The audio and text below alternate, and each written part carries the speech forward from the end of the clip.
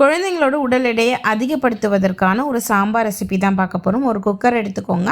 துவரம்பருப்பு நல்லா கழுவி ஊற வச்ச துவரம்பருப்பு 1/2 கப்பு, பாசிப்பருப்பு நல்லா கழுவி ஊற வச்ச பாசிப்பருப்பு 1/2 கப்பு, ஒரு 4-5 பல் பூண்டு, 2 மீடியம் சைஸ் வெங்காயம், 2 மீடியம் சைஸ் தக்காளி எடுத்துக்கோங்க.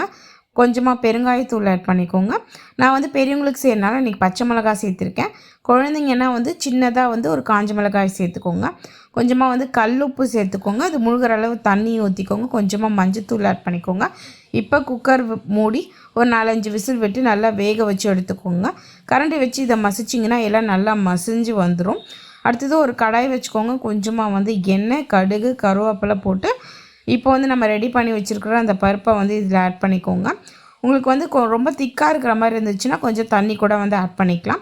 ஆட் பண்ணிவிட்டு நல்லா கொதிக்க வச்சு எடுத்திங்கன்னா சூப்பரான சாம்பார் வந்து ரெடி. இது இட்லி தோசைக்கெலாம் ரொம்ப ரொம்ப டேஸ்ட்டாக இருக்கும். குழந்தைங்களோட உடல் எடையை நல்லா அதிகப்படுத்தி கொடுக்கும். கண்டிப்பாக ட்ரை பண்ணி பாருங்கள். அது போல் வீடியோஸ் பார்க்குறதுக்கு லைக் பண்ணி ஃபாலோ பண்ணிக்கோங்க.